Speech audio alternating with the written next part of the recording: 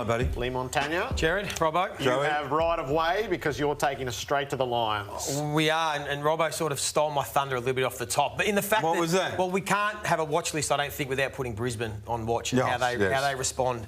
Not just necessarily this week, but for the first month of the season, because it is a big talking point, and we know how they played against Port Adelaide. That was pretty obvious. That the numbers speak for themselves, and it was a horror show for them, really.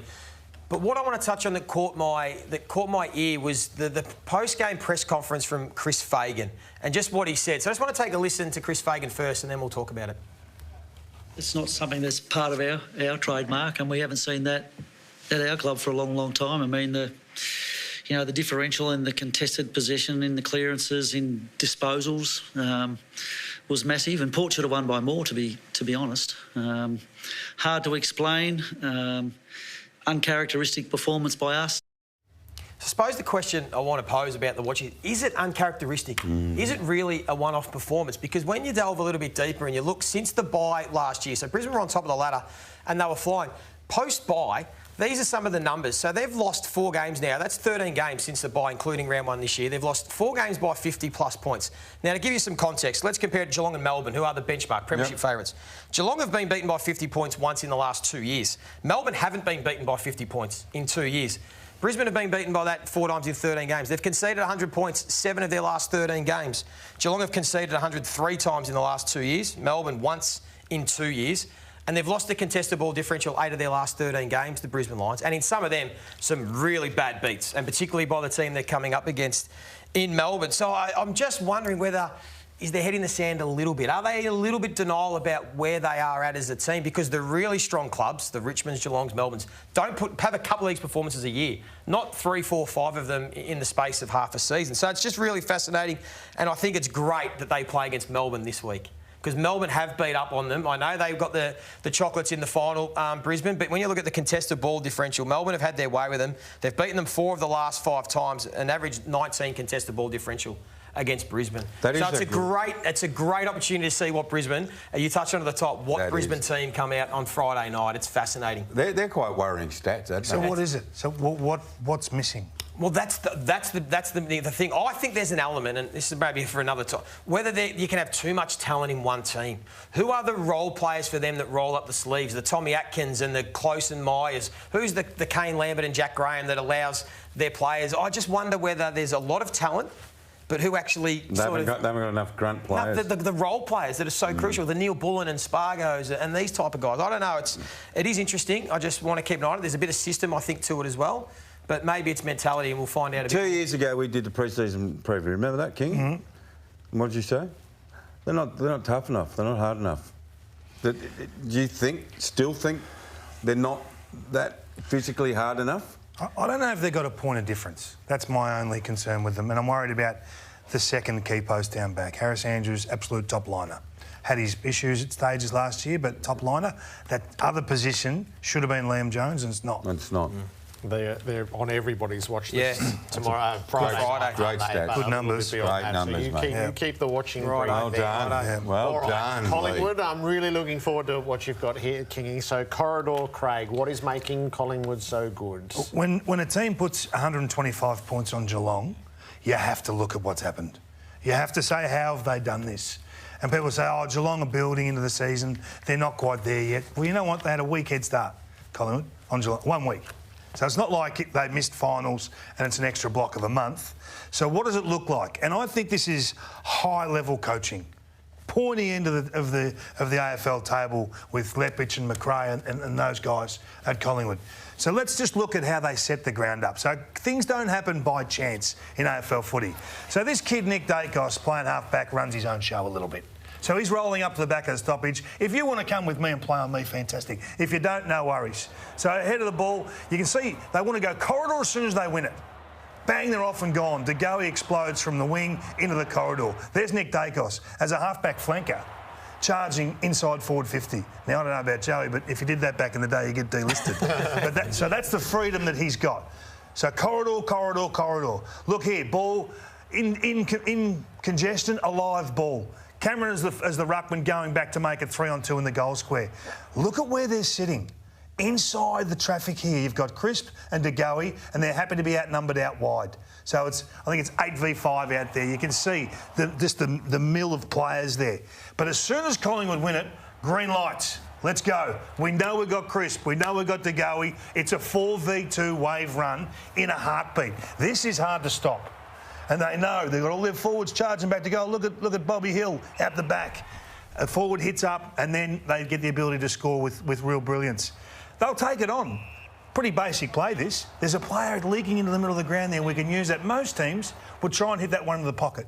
If we lose it, it's out of bounds. They go for that. They go for the jugular. So if they lose that, doesn't matter. We've got extra support behind the footy. We've got Cameron holding. We've got another midfielder holding in the corridor to get back and support immediately. So they force you wide. Good on the Geelong winning the ball back. 8v4 where the footy is. And now they're playing counter-punch. But we know where this is going to end up. We know this is a great system. It's team first, and then they go again. Look in the middle. There's Quain or away and go in the corridor again.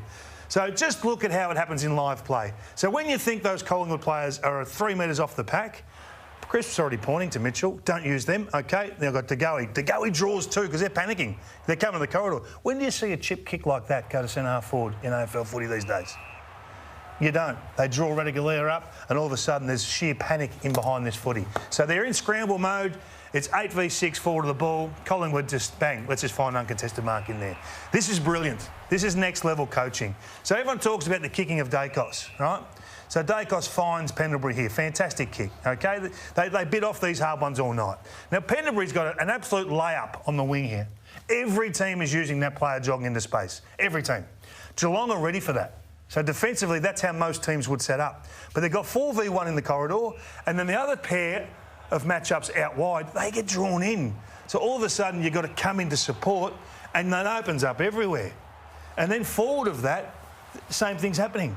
So it's this system destroying the opposition system. This is as good a coaching as you'll see.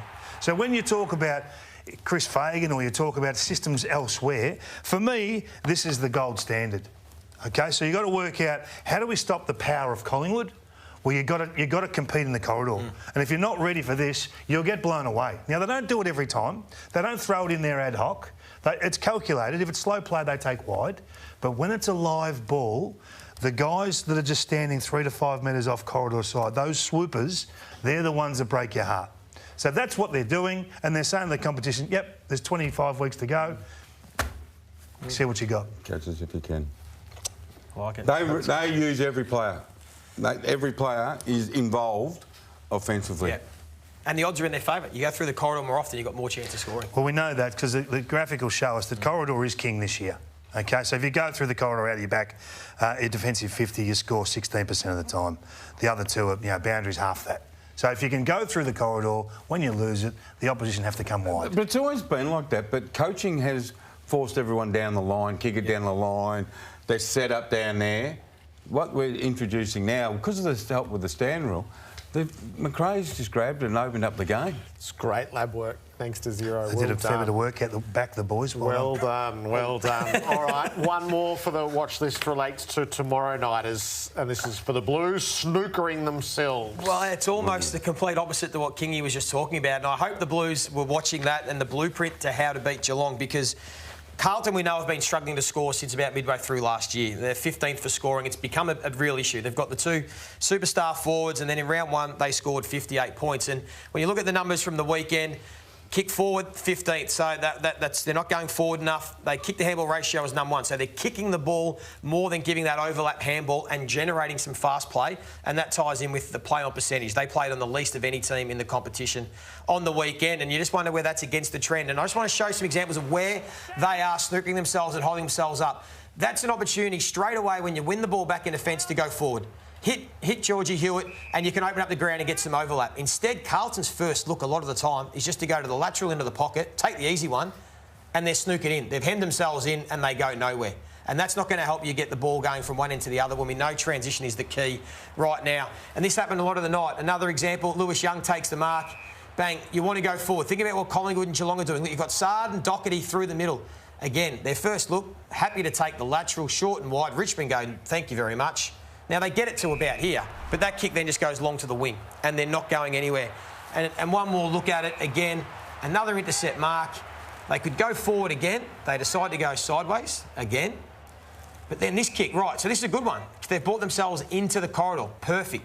Turn and look at the game. Look at Adam Sard standing at the top of the 50. You've got to be hitting that all day, and they can get out the back of the Richmond defence. Sard will take that game on. You've got an open forward line. Don't tell me they kick it to the right. Look at the first look. They go, Richmond say, you can have that. We will give you that all day, and Carlton is snookering themselves in the pocket, and it's going to kill them. You're boring me. You're boring me. So that is the blueprint. You've just seen Collingwood. There's the Blues. And if they're going to do that against Geelong, they're going to die a slow death. They were different games, weren't they, guys? Friday night. And that's why it was slow ball movement versus the fast ball movement we saw. So there's the challenge for the Blues. Yep.